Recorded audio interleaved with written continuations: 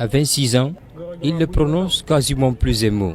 Traumatisé, marqué à vie, Tahirou Ba souffre d'une déficience mentale sévère. Il a tenté de rejoindre l'Europe via la mer Méditerranée sans succès. Il en est revenu malade.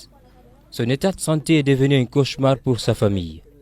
Selon l'OIM, l'Organisation internationale pour les migrations, et Frontex, l'Agence européenne de protection des frontières, la Guinée est un important pays de départ des migrants qui tentent de rejoindre le supposé Eldorado européen. Voici l'histoire de Tahirou, le jeune Guinéen qui voulait améliorer la vie de sa famille.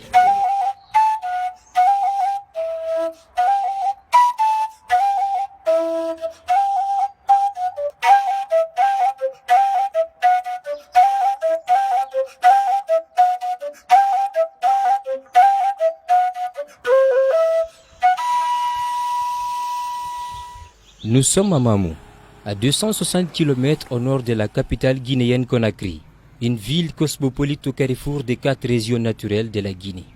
Avec une population de plus de 100 000 habitants, ici, plusieurs jeunes préfèrent aller tenter leur chance à l'extérieur du pays. Tahirou Ba fait partie de ceux qui voient l'avenir en dehors des frontières nationales. Il a tenté l'aventure en 2015 en passant par la mer Méditerranée. Son papa, ce septuagénaire au physique frêle, revient sur cette histoire de migration ratée.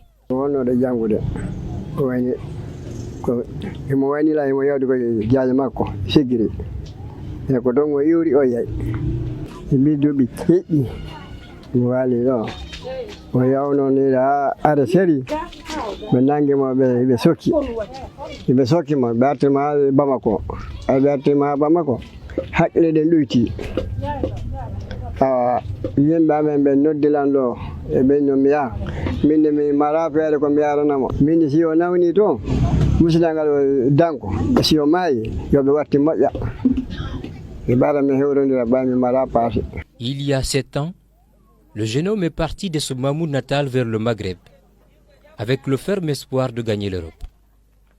L'enjeu pour lui était de taille, gagner les moyens lui permettant de changer la vie de sa famille. Au cours de son trajet, il tombe plusieurs fois malade, puis il est atteint de troubles mentaux qui poussent ses compagnons de voyage à le ramener au bercail. Frappé d'une amnésie totale, il ne se souvient plus de rien de son aventure traumatisante. Il ne s'exprime presque plus. Impossible de lui suturer une phrase. À la moindre question sur cet événement douloureux, il marmonne ces quelques mots à peine audibles. Je ne suis allé nulle part. Sous une allure fragile et des pas hésitants, Tahirou passe ses journées dans la case de sa mère, une vie à l'étroit. Son retour est vécu par les siens comme une tragédie qui se rajoute à leurs conditions de vie déjà pénibles.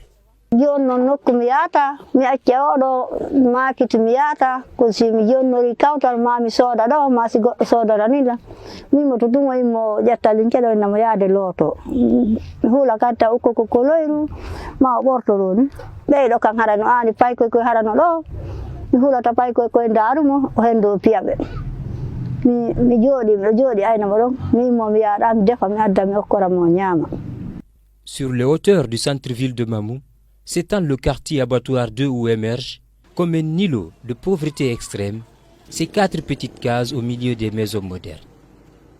Ces 4 cases traditionnelles en terre battue servent d'abri aux membres de la famille de Tahirou. La plupart des enfants n'ont pas été scolarisés. Ceux qui l'ont été n'ont pas dépassé le cap du primaire. C'est le cas d'Aminatou Ba.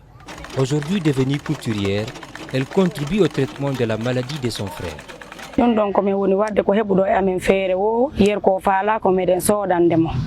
minen jaajira e makko ɓe mede wakkiliyir ɗum ɗon kala kay ko men nani inde lekki mede wallidirde men tummidira mbuuɗi baben a naɓa mo ɗaɓɓoya lekki deux fois ko min e jaajirawan gono tanine ko min e makko naɓunamo ɗo ka wiyete tubbu to mais won ton ko yata un mois. L'histoire de Tahirou est bien connue à Mamou par les associations d'aide à la jeunesse. Ce centre d'écoute, de conseil et d'orientation des jeunes, SECOJ, mène plusieurs activités pour aider les migrants de retour. De temps à autre, la maman de Tahirou vient dans ce centre pour chercher de l'aide. Parmi les jeunes reçus par le président, le cas de Tahirou est le plus marquant. Vous nous avez trouvé à ce point. Vous savez, il est tombé malade. nous n'avons pas eu d'abord quelque chose de spécifique à l'accompagner, parce que nous, c'est quand tu reviens, tu es vraiment apte, on essaie de voir selon tes besoins, on essaie de t'orienter vers une école de formation professionnelle, ou si tu avais une profession, on essaie vraiment de t'insérer pour faire des stages, et voilà. Mais Tahirou, il est revenu malade, donc tout ce qu'on a eu à faire, c'est de faire des SOS pour lui. Donc, et notre grande difficulté, c'est ça. Nous avons besoin de quelqu'un qui va faire l'appui psychosocial. Donc, c'est lui qui est en train de faire l'appui psychosocial. Lui aussi, il est à ses limites. Donc, aujourd'hui, on a besoin vraiment de le référer vers des structures psychosociales plus spécialisées.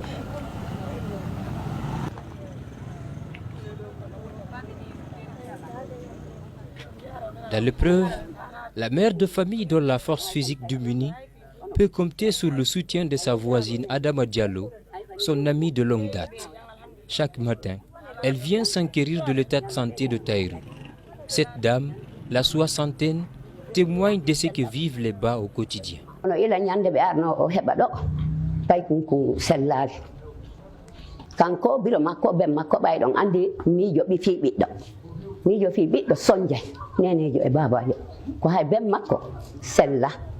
So yiwi ɓe mawɓe ɗo ɓe ñallitiɗo o ila bimbi ha kecciɗe tumbo ɓe gura maɓɓe andu ko kañum tumbo ɓe sella. Tout autour, des arbres fruitiers, des plantes à tubercules que la famille cultive pour ses besoins et des herbes sauvages très abondantes en cette saison pluvieuse. Cette boutique en tôle rouillée sert de commerce à la mère de Tahirou. Quant au père, il se débrouille dans cet étalage de résidus de viande dont le tas coûte 10 000 francs guinéens, soit 1 euro. Le peu que gagnent les deux parents est généralement orienté dans le traitement de leur fils.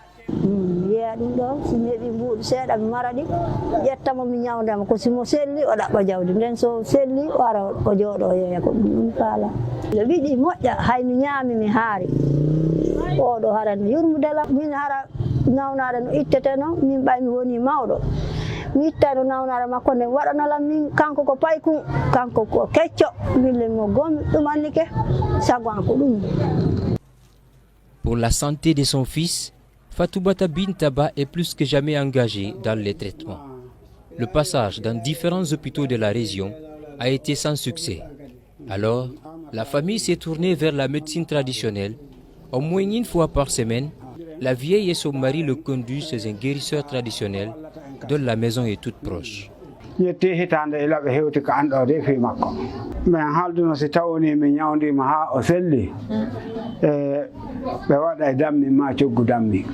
tawi himo wawi immana ɗum hoore makko kono wawata yaade ha ka woɗɗi darmi tawi no jilli buy ton jinnana ton ñannena ton jinnon tummi wawi mi holliɓe joni yoɓe yahu ɓe darira nokkel goo.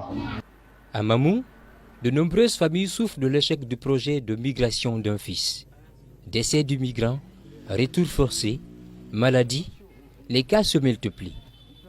Dans le voisinage de la famille Ba, vit El Haj Ibrahima Sow, un ancien migrant atteint de troubles mentaux graves depuis son retour involontaire du Maroc.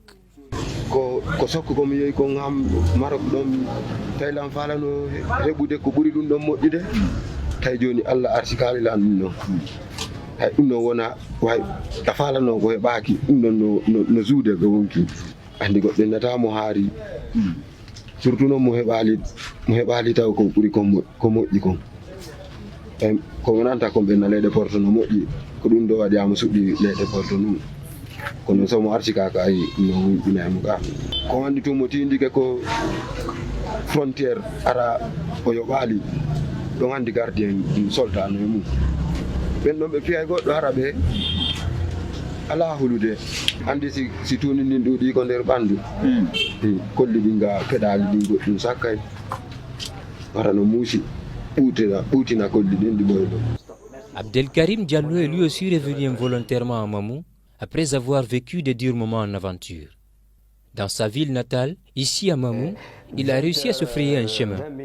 Animateur d'une émission sur la migration, il raconte comment il est parvenu à se réinsérer. Quand je suis revenu, on m'a parlé de l'OIM. Mais vous savez, lorsque moi je suis revenu, d'abord, je ne me sentais pas bien. Et l'OIM, ils m'ont amené à l'hôpital Jean-Paul II pour mon traitement. Donc, du coup, 3 mois, ils m'ont abandonné. Ils m'ont abandonné et c'est ma famille qui a fait le reste. Et je suis revenu pour mon insertion. En tout cas, il n'y a pas ce que je n'ai pas fait derrière l'OIM pour qu'on m'aide un peu, pour qu'on m'assiste. Mais finalement, rien. Parce qu'ils m'ont fait monter ici des projets, même à Mamou, ils m'ont fait monter ici des projets, mais bon, finalement, je n'ai rien vu. J'ai essayé quand même de chercher des informations sur le journalisme. Heureusement, je me suis croisé avec le directeur. Il m'a dit que l'école forme la vie, choisit ses hommes. Donc il faut essayer petit à petit. Avec nous ici, on va essayer de compléter. Pour la famille de Taïrou, le bout du tunnel semble encore lointain. La mère s'en remet à Dieu. Aujourd'hui, son vœu le plus ardent est de voir l'état de santé de son fils s'améliorer. Pour cela, elle implore le Tout-Puissant. Komi faala wiide yoɓe yirto tawi ɓe fokkitaali yoɓe yirto si ɓe ɓi feere avion yoɓe yaw si ɓe mbaɗi feere avion yoɓe yirto ha Allah wulanɗo muyanaɓe ɓeɓa feere avion min ɓiɗɗan on no ari no tampi ha mo waali ko suudu komi talƴinanimo hay fay si Allah jaɓi hay fay ko mijannoran ko moƴƴere nden o dogi o yahi wonimo faalanala moƴƴere yo Allah jontumo sella e jam moƴƴere kanko kala ɓiɗɗo julɗo